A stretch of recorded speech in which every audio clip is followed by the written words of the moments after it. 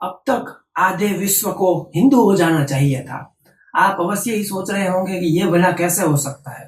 आप ये विचार करके देखिए कि यीशु यानी कि जीसस क्राइस्ट को हुए इस धरती पर कितने साल हुए हैं। आज आधा विश्व क्रिश्चियनिटी है, यानी कि आधे विश्व में जो धर्म फॉलो किया जाता है वो है क्रिश्चियन धर्म।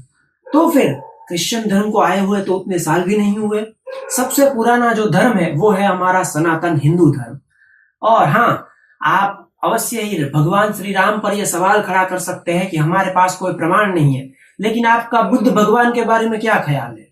भगवान बुद्ध के तो अभी सारे प्रमाण मौजूद है, उनके सारे व्याख्यान मौजूद है, उनके सारे शिष्यों की वो पीढ़ियां मौजूद है जिन्होंने उनके बारे में जो किस्से थे वो सुनाए हैं।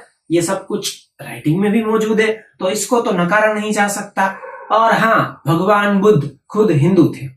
वो तो उनके जाने के बाद एक धर्म की स्थापना हुई जिसे हम बौद्ध धर्म के रूप में जानते हैं, लेकिन भगवान बुद्ध तो क्षत्रिय परिवार में पैदा हुए थे, वहीं बड़े हुए और आगे जाकर उनको अध्यात्म की पराकाष्ठा का ज्ञान हुआ।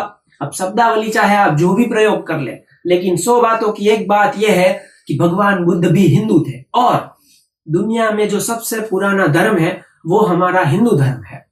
तो फिर आधे विश्व को तो अब तक हिंदू हो ही जाना चाहिए था, इसमें भला क्या दिक्कत हो सकती है। लेकिन हमारी सबसे बड़ी समस्या यह है कि हम दूसरों को अपने में शामिल करना नहीं जानते, हम दूसरों पर प्रहार करना भी नहीं जानते। ये हमारी महानता रही है कि पूरे विश्व में इकलौता ऐसा देश है जिसने आज तक कभी भी किसी भी युद्ध का प्रारंभ नहीं किया। हाँ, अगर सामने वाला हमारे ऊपर आक्रमण करे और हम जवाब में अपना डिफेंस में उसके सामने हम हथियार उठाए तो बात अलग है, लेकिन हमने कभी शुरुआत की हो ऐसा कभी नहीं इतिहास में देखा जाता।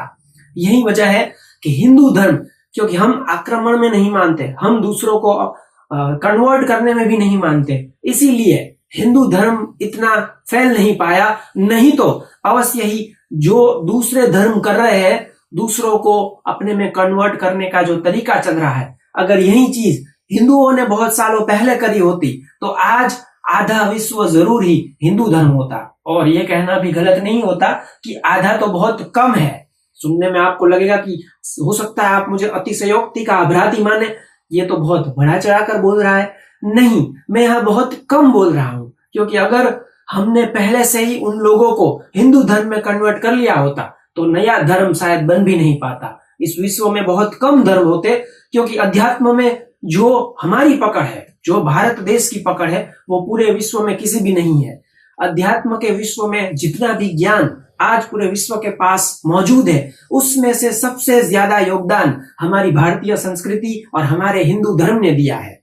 या फिर उसमें आप जैन धर्म को भी शामिल कर सकते हैं, लेकिन 100 बातों की एक बात यह है कि सबसे ज्यादा आध्यात्मिक ज्ञान हमारी तरफ से पूरे विश्व को भेंट के रूप में दिया गया है।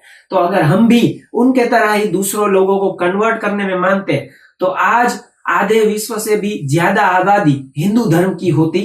जय श्री कृष्ण।